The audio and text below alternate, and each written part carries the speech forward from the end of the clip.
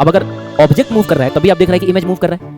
Even mirror भी move कर रहा है। देखो मिरर नजदीक आया तो इमेज नजदीक आ गया, मिरर दूर गया तो इमेज भी दूर चला गया। तो हमको यही पता करना है जिस वेलोसिटी से मूव करेगा ना, इमेज उसकी डबल वेलोसिटी से मूव करेगा। मिरर अगर 2 मीटर पर सेकंड से मूव करेगा तो इमेज 4 मीटर पर सेकंड से मूव करेगा, भी उधर ही जाएगा, लेकिन डबल स्पीड से जाएगा। इसका मतलब हुआ कि ये 2 मीटर पर सेकंड से ही जाएगा। अब बताओ नेट वेलोसिटी कितनी हो गई। अब मैं मिरर को रोटेट कराने लगूं, मिरर ही रोटेट करने लगे, तब क्या होगा वो समझते हैं। हाय बच्चों, कैसे हैं आप लोग। Welcome back to the rescue course by physics. देखिए आज के रे ऑप्टिक्स के इस लेक्चर में हम बात करेंगे कि अगर ऑब्जेक्ट और मिरर किसी वेलोसिटी से मूव करे तो इमेज किस वेलोसिटी से मूव करेगा। जैसे मान लो बच्चों ये एक मिरर है और ये पेन ऑब्जेक्ट है, तो आपको उसका इमेज भी दिख रहा होगा। अब अगर ऑब्जेक्ट मूव कर रहा है तब भी आप देख रहे हैं कि इमेज मूव कर रहा है। इवन मिरर भी मूव कर रहा है। देखो मिरर नज़दीक आया तो इमेज नज़दीक आ गया, मिरर दूर गया तो इमेज भी दूर चला गया। तो हमको यही पता करना है कि इमेज जो है वो किस वेलोसिटी से मूव करेगा। ठीक है, तो हमारा आज का टॉपिक है वेलोसिटी ऑफ इमेज। अब पहला कंडीशन ये है कि अगर वेलोसिटीज मिरर के परपेंडिकुलर हो, जैसे मान लो बच्चों अगर ये मिरर है तो ये मिरर का प्लेन है, ठीक है, तो वेलोसिटी अगर इस प्लेन के परपेंडिकुलर ऐसे हो है ना। अच्छा है मिरर भी ऐसे या ऐसे मूव करे, मतलब इस डायरेक्शन में मूव करे, इस डायरेक्शन में, तब क्या होगा वो हमको वो समझना है। ठीक है, चलिए तो इसमें पहला कॉन्सेप्ट ये है कि ऑब्जेक्ट की वेलोसिटी इमेज की वेलोसिटी ऑब्जेक्ट की वेलोसिटी के इक्वल एंड ऑपोजिट होती है। सही है, यानी ऑब्जेक्ट जिस वेलोसिटी से मूव करेगा ना, इमेज भी उसी वेलोसिटी से मूव करेगा लेकिन ऑपोजिट डायरेक्शन में, है ना। जैसे मान लो बच्चों ऑब्जेक्ट जा रहा है इधर 5 मीटर पर सेकेंड से, तो इमेज जो जाएगा वो इधर जाएगा 5 मीटर पर सेकेंड से। ऑब्जेक्ट की वेलोसिटी अगर राइट डायरेक्शन में है तो इमेज की वेलोसिटी लेफ्ट डायरेक्शन में होगी, लेकिन होगी सेम। क्लियर। और इसको हम चाहें तो बड़ी आसानी से प्रूव कर सकते हैं। जैसे मान लो बच्चों कि यहाँ पे एक ऑब्जेक्ट है जो मान लो 20 मीटर की दूरी पे है, ठीक है, या 20 सेंटीमीटर की दूरी पे है। अब जो इमेज बनेगा आप जानते हैं कि वो भी 20 सेंटीमीटर की ही दूरी पे बनेगा, क्योंकि प्लेन मिरर के केस में ऑब्जेक्ट और इमेज सेम डिस्टेंस पे होता है। अब हमने इसको 5 सेंटीमीटर खिसका दिया, 5 सेंटीमीटर खिसका दिया, ठीक है। अब वो यहाँ आ गया, इसका मतलब हुआ ये वाला डिस्टेंस जो है और 15 सेंटीमीटर है। तो आप बताइए इमेज कहाँ बनेगा। तो जाहिर सी बात है इमेज अब 15 सेंटीमीटर की दूरी पे ही बनेगा। अरे ऑब्जेक्ट अगर 15 सेंटीमीटर की दूरी पे आ गया है ना बच्चों, तो इमेज भी 15 सेंटीमीटर की दूरी पे बनेगा। इसका मतलब है कि वो यहाँ पर बनेगा। सही है, पहले का इमेज ये था और अभी का इमेज ये है। मतलब अगर ये O है और ये O डैश है तो ये I है और ये I डैश है। तो आप बताइए ये वाला डिस्टेंस कितना होगा। तो जाहिर सी बात है पहले ये 20 था, ये 15 है, तो ये 5 centimetre. What does it mean यार। इसका मतलब ये हुआ कि ऑब्जेक्ट अगर इधर की तरफ चला है 5 सेंटीमीटर तो इमेज इधर की तरफ चलेगा 5 सेंटीमीटर।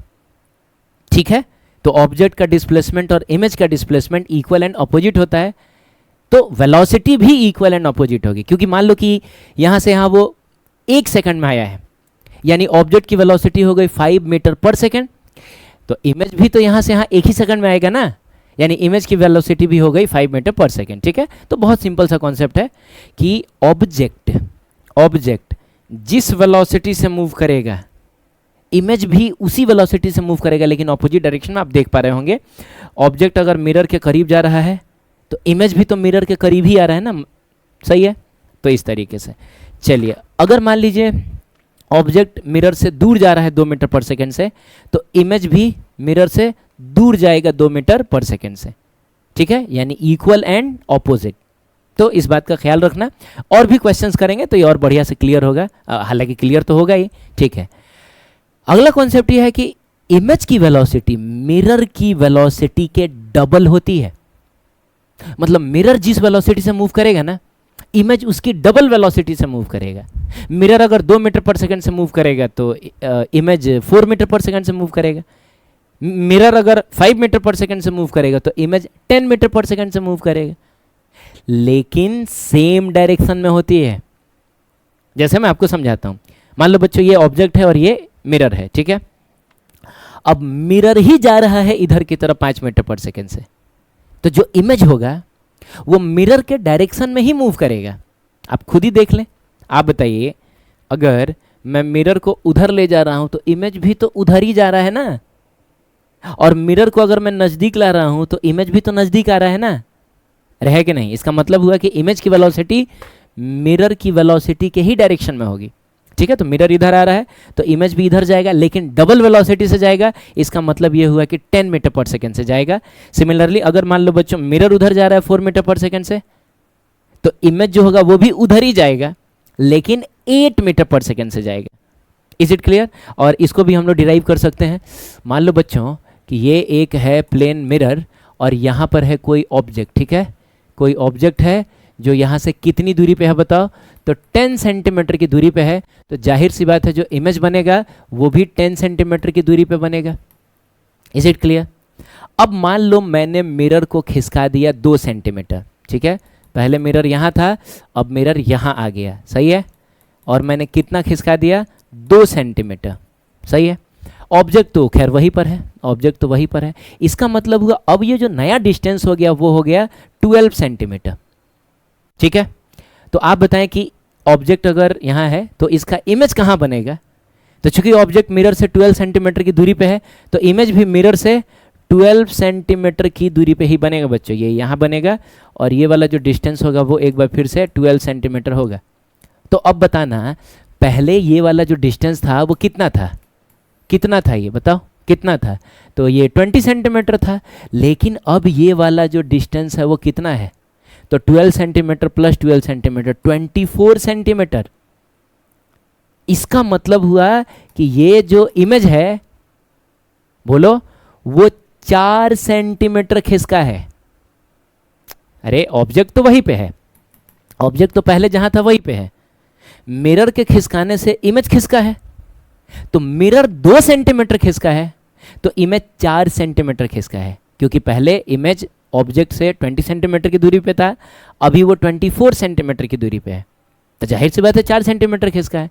तो इससे प्रूफ हो जाता है, दोनों बातें प्रूफ हो जाती है कि मिरर को अगर आप इधर खिसकाएंगे तो इमेज भी इधर ही खिसकेगा, लेकिन डबल खिसकेगा। ये 2 सेंटीमीटर तो ये 4 सेंटीमीटर, सही है, याद रखना। चलो कुछ क्वेश्चंस करते हैं, एक मैं करता हूं बाकी आप ट्राई करके देखेंगे। अब यहां क्या है कि दोनों मूव करने लगा, तो इमेज की वेलोसिटी क्या होगी। तो एक काम करो ना यार बच्चों, बारी बारी से तुम देख लो।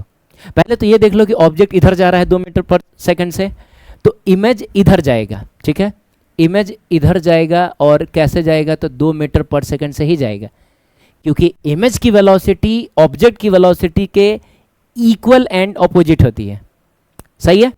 अब मिरर के लिए देख लो क्या होने वाला है। तो मिरर जा रहा है उधर की तरफ 1 मीटर पर सेकंड से, तो इमेज भी उधर ही जाएगा, लेकिन डबल स्पीड से जाएगा। इसका मतलब हुआ कि ये 2 मीटर पर सेकंड से ही जाएगा। अब बताओ नेट वेलोसिटी कितनी हो गई, तो 2 मीटर पर सेकंड इधर, 2 मीटर पर सेकंड इधर, यानी वी नेट जो है वो हो गया 0। इसका मतलब हुआ इस केस में इमेज मूव नहीं करेगा, इमेज रेस्ट में रहेगा। क्लियर है? चलिए बाकी दोनों आप वीडियो पॉज करके ट्राई करिए, फिर हम लोग देखते हैं। ठीक है बच्चों, ट्राई कर लिया आपने, चलिए देखते हैं। अब आप बताइए ऑब्जेक्ट इधर जा रहा है 3 मीटर पर सेकंड से, तो इमेज किधर जाएगा।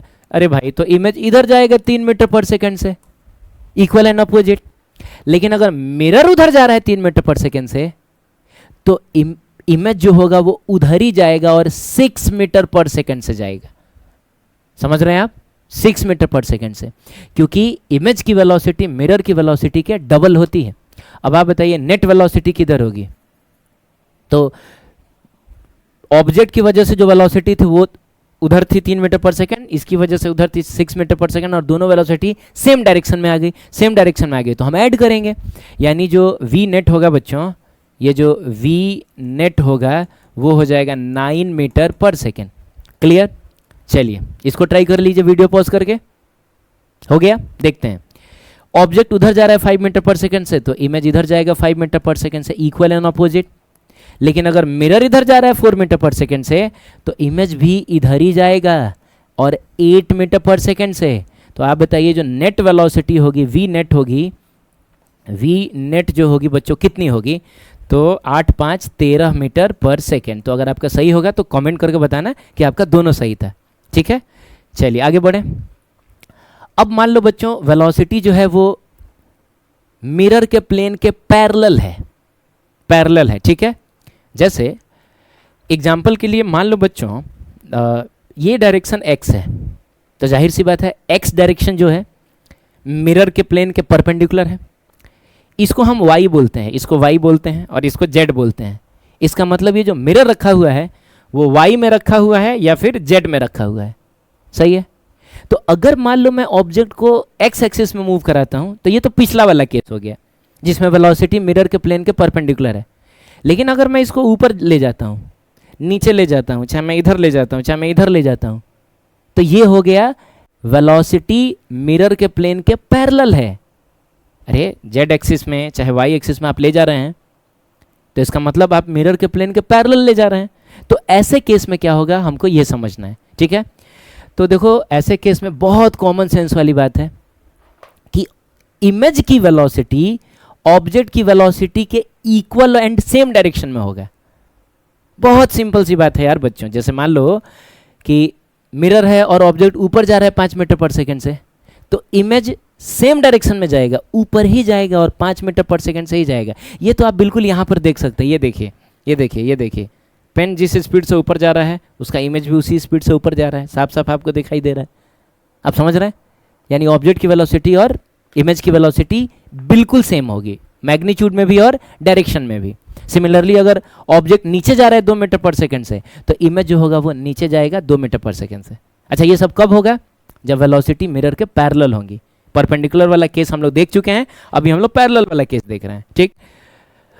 अगला केस तो बहुत ही सिंपल है, जिसमें अब मिरर मूव करेगा मिरर के ही पैरेलल।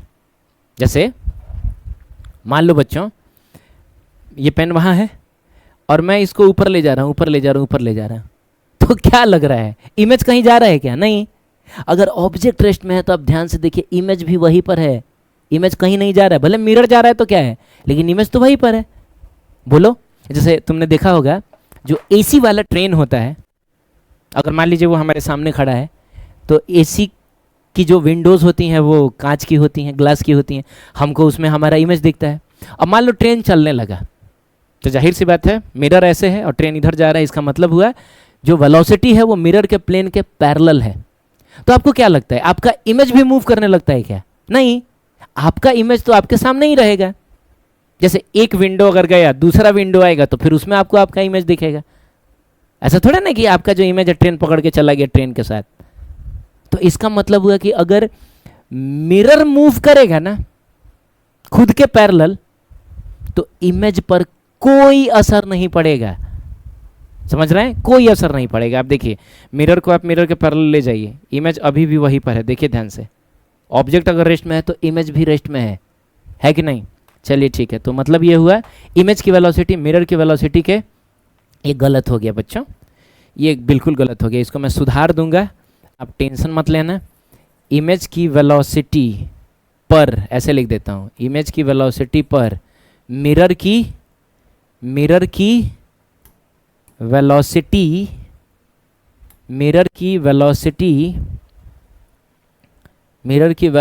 का कोई असर नहीं पड़ता है। ये बात हो गई, नहीं पड़ता है। वो एक्चुअली कॉपी पेस्ट के चक्कर में थोड़ा सा मिस्टेक हो गया है, लेकिन आप समझ रहे हैं, ठीक है। यानी अगर ऑब्जेक्ट रेस्ट में है और मिरर ऊपर जा रहा है 5 मीटर पर सेकंड से, यानी खुद के पैरेलल जा रहा है 5 मीटर पर सेकंड से, इमेज पर कोई असर नहीं पड़ेगा, इमेज अभी भी रेस्ट में ही रहेगा, ठीक है। चलिए क्वेश्चन करते हैं। मान लो बच्चों ये जो ऑब्जेक्ट है ऊपर जा रहा है 2 मीटर पर सेकंड से और मिरर ऊपर जा रहा है 1 मीटर पर सेकंड से, तो क्या होगा? पहली बात तो ये कि मिरर के इस डायरेक्शन में मूव करने से घंटा कोई फर्क नहीं पड़ेगा। आप चाहें तो उसको हटा सकते हैं, कोई मतलब नहीं है उसका, ठीक है। बस इतना समझ लीजिए कि अगर ऑब्जेक्ट ऊपर जा रहा है 2 मीटर पर सेकंड से, तो इमेज जो होगा वो भी ऊपर ही जाएगा। और कैसे जाएगा? 2 मीटर पर सेकंड से। सिमिलरली मिरर की वेलोसिटी अगर मिरर के पैरेलल है तो कोई असर नहीं पड़ेगा इमेज पर, आप इसको काट दीजिए, बिना मतलब का डेटा है ना बच्चों। और ऑब्जेक्ट अगर नीचे जा रहा है 3 मीटर पर सेकंड से, तो इमेज भी नीचे जाएगा 3 मीटर पर सेकंड से। Is it clear? सही है। चलो बच्चों आगे बढ़ते हैं और कुछ ठीक ठाक क्वेश्चंस करते हैं। अब इसमें क्या है कि जो ऑब्जेक्ट है उसकी वेलोसिटी ऐसी तिरछी है, सही है। इमेज मिरर जो है वो रेस्ट में है, तो आपको बताना है इमेज कौन सी वेलोसिटी से किस डायरेक्शन में मूव करेगा। क्लियर है? तो एक काम करते हैं ना, हम इसमें एक काम करते हैं बच्चों, हम इसको ना x मान लेते हैं और इसको ऐसे y मान लेते हैं, ठीक है। ये x एक्सिस और ये y एक्सिस है, तो आई कैप जे कैप के फॉर्म सॉरी बच्चों, आई कैप जे कैप के फॉर्म में हम लोग आंसर बताएंगे। यार क्या करें अब हम इसमें? तो देखो बच्चों, शुरू से आप जानते हैं कि जब कभी भी कोई भी वेक्टर आड़ा तिरछा हो तो पहला काम तो हम ये करते हैं कि कंपोनेंट तोड़ते हैं। तो हम वेलोसिटी का एक कंपोनेंट इधर की तरफ तोड़ेंगे और एक कंपोनेंट हम इधर की तरफ तोड़ेंगे। सही है? तो आप जानते हैं कि जो कंपोनेंट इधर की तरफ टूटेगा वो होगा 10 और cos 37 डिग्री। देखो कंपोनेंट तोड़ना तो बिल्कुल आपको आना चाहिए, ठीक है। अगर आपको नहीं आता तो आप कमेंट में लिख के बताएं, मैं इसका एक सेपरेट वीडियो बना दूंगा, 2-4-5 मिनट का होगा मैक्सिमम, ठीक है। तो थीटा की तरफ घूम के अगर आप कंपोनेंट तोड़ रहे हैं तो आप cos यूज करते हैं, थीटा से दूर जा रहे हैं तो आप साइन यूज करते हैं, यानी आप यहाँ पर लिखेंगे 10 साइन 37 डिग्री। और 37 डिग्री और 53 डिग्री के लिए आपको एक कॉन्सेप्ट याद रखना चाहिए कि अगर एक राइट एंगल ट्रेंगल है जिसके साइड्स का रेशियो 3, 4 और 5 है, तो बच्चों 3 के सामने वाला 37 एंड 4 के सामने वाला 53 होता है। और ये ट्रेंगल फिजिक्स के लिए बहुत इंपॉर्टेंट ट्रेंगल है। मैथ्स में आपको ये नहीं मिलेगा, इसलिए नहीं मिलेगा क्योंकि ये 37 डिग्री एक्चुअल नहीं होता है, ये 36 पॉइंट समथिंग होता है, ये 53 पॉइंट समथिंग होता है ना। लेकिन लगभग में 37 और 53 होता है, तो फिजिक्स वाले लोग इसका खूब यूज़ करते हैं, मैथ्स में आपको नहीं मिलेगा, ठीक। अब अगर आपको पता करना है कि cos 37 कितना होगा, तो बच्चों ये रहा 37। अच्छा एक और बात मैं आपको बता दूं, अगर कभी कन्फ्यूजन हो कि पता ना दोनों में से कौन सा 37 था कौन सा 53 था, तो ये देख लेना कि कौन सा साइड छोटा है। तो बच्चों 3 छोटा है, तो छोटे साइड के सामने वाला एंगल भी छोटा होगा, इसका मतलब 3 के सामने ही 37 होगा, और 4 थोड़ा बड़ा है तो इसके सामने वाला एंगल भी बड़ा होगा, यानी 4 के सामने 53। या आप ऐसे भी याद रख सकते हैं, थ से 3 थ से 37 एंड फ से 4 फ से 53, ऐसा याद रख सकते हैं, ठीक है। तो आप बताइए इसमें cos 37 डिग्री कितनी होगी? तो cos 37 degree base by hypotenuse यानी 4/5 होगा। तो आप ये लिखेंगे 10 × 4/5, इट मीन्स ये हो जाएगा आपका 8 मीटर पर सेकेंड। एंड सिमिलरली जब आप इसको सॉल्व करेंगे तो 10 × sin 37 perpendicular by hypotenuse which is 3/5, और ये आ जाएगा 6 मीटर पर सेकेंड। अब देखना बच्चों, हो ये रहा है कि ऑब्जेक्ट जो है इधर की तरफ जा रहा है, ठीक है, इधर की तरफ जा रहा है 8 मीटर पर सेकेंड से, और ऊपर की तरफ जा रहा है 6 मीटर पर सेकेंड से। तो ये वाली जो वेलोसिटी है ये मिरर के परपेंडिकुलर वाली वेलोसिटी है। इसका मतलब हुआ कि जो इमेज होगा वो इधर जाएगा, पढ़ा था ना हम लोगों ने। अगर ऑब्जेक्ट इधर जा रहा है तो इमेज की वेलोसिटी इक्वल एंड ऑपोजिट होगी, यानी ऑब्जेक्ट इधर जाएगा और किस स्पीड से जाएगा, तो 8 मीटर पर सेकेंड से जाएगा। Is it clear?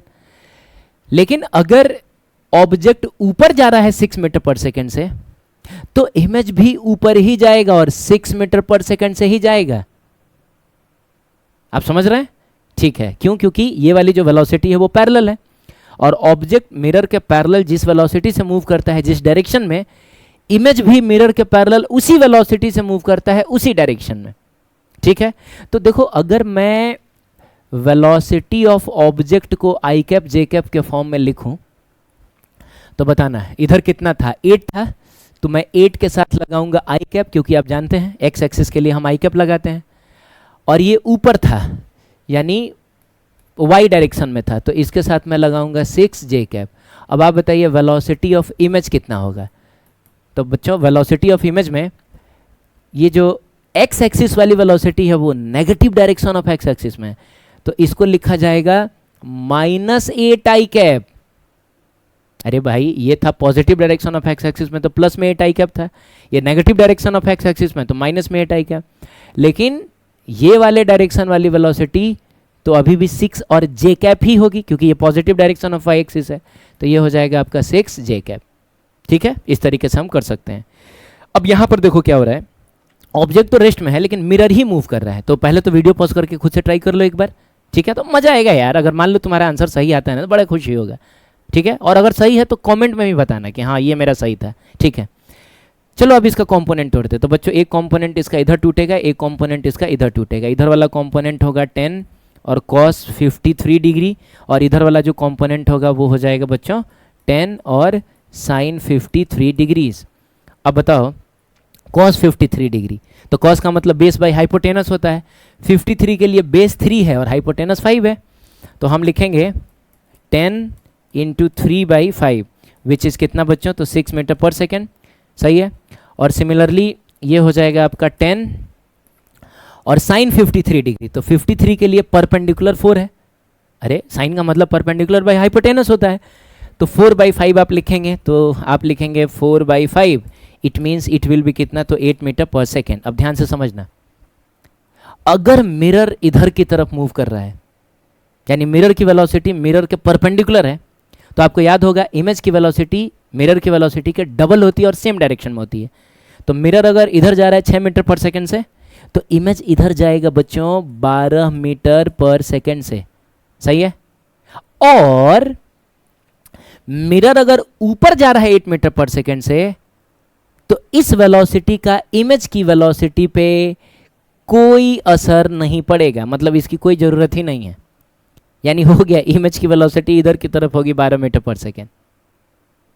क्लियर है बच्चों? चलो ठीक है, ये क्वेश्चन करते हैं जिसमें दोनों मूव कर रहे हैं, दोनों ही मूव कर रहे हैं। तो इस केस में हम दोनों का कंपोनेंट तोड़ेंगे, तो एक कंपोनेंट इधर टूटेगा, एक कंपोनेंट नीचे टूटेगा।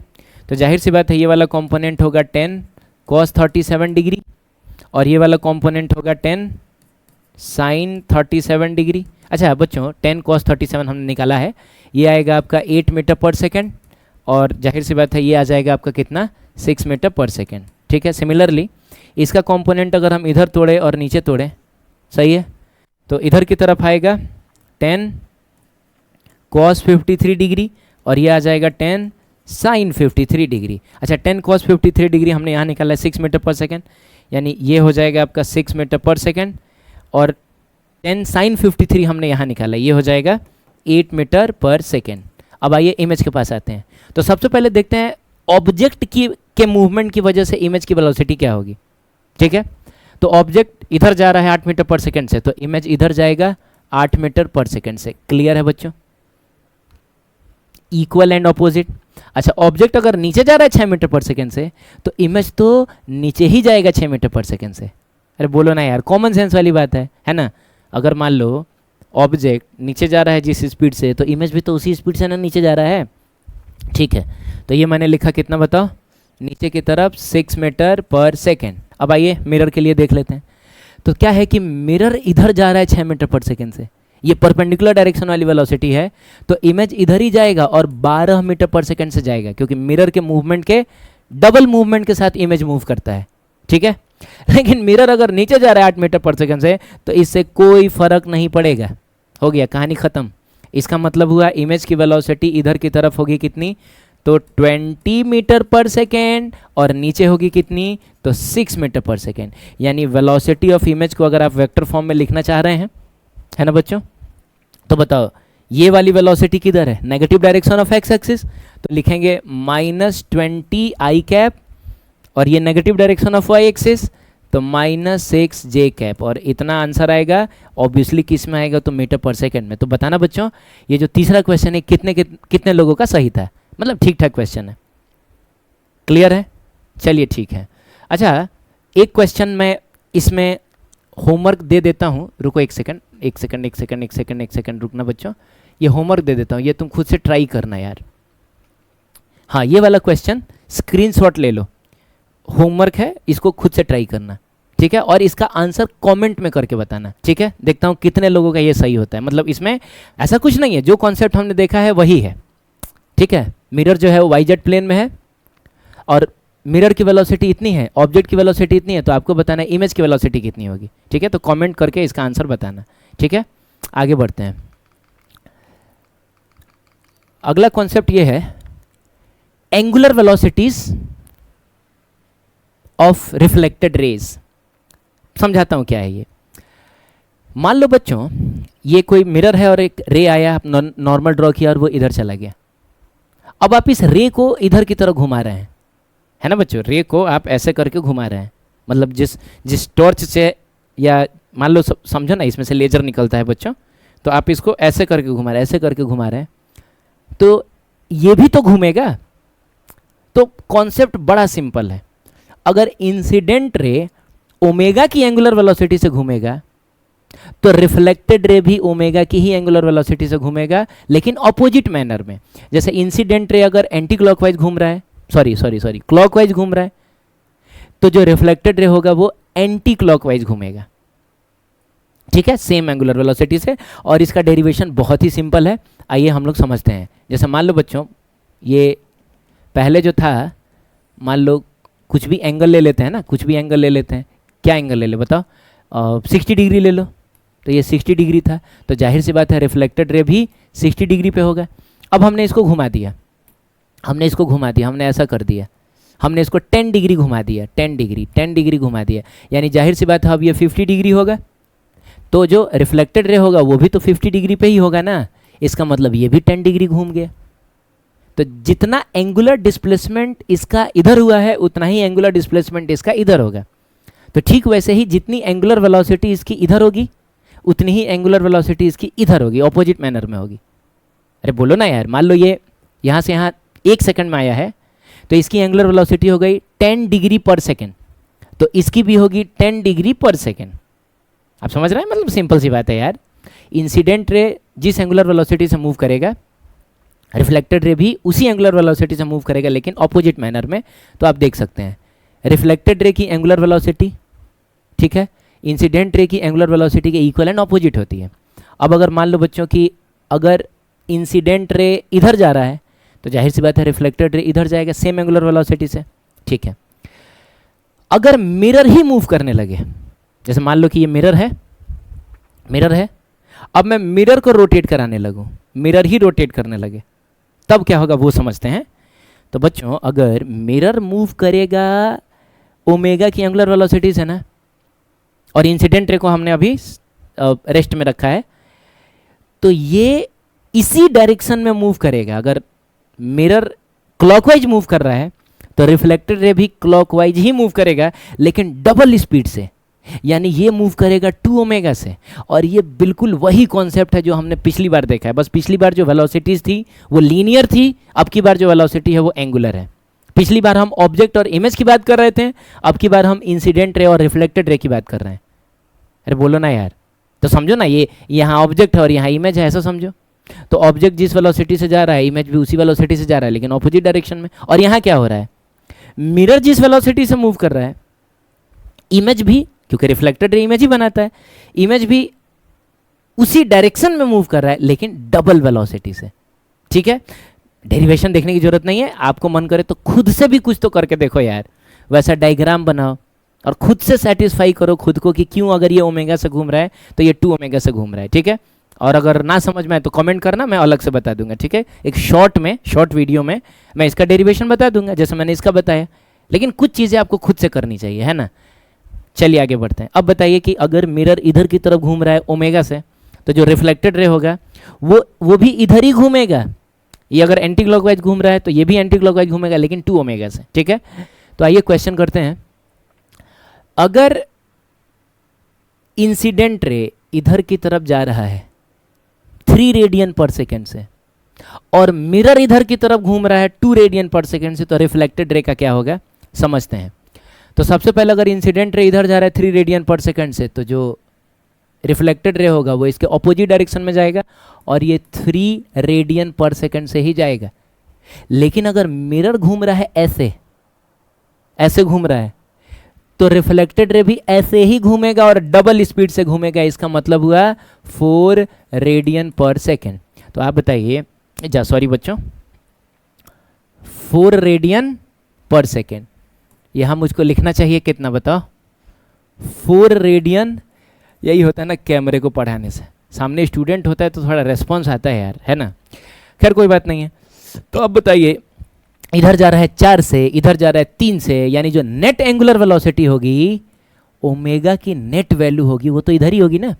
अरे 4 से इधर जा रहा है, 3 से इधर जा रहा है, तो नेट इधर ही होगा, क्योंकि इधर वाला ज़्यादा है। और कितना होगा, तो 4 में से 3 को घटा लो, ये हो जाएगा 1 रेडियन पर सेकेंड। सही है, तो इसको खुद से पॉज करके करो और बताना है कितने लोग का ये आंसर सही था। ठीक है, चलो देखते हैं।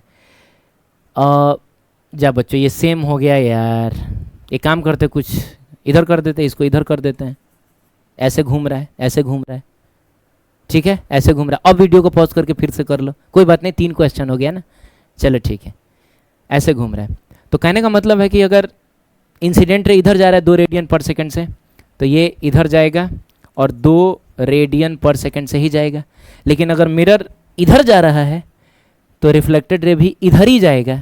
और कैसे जाएगा?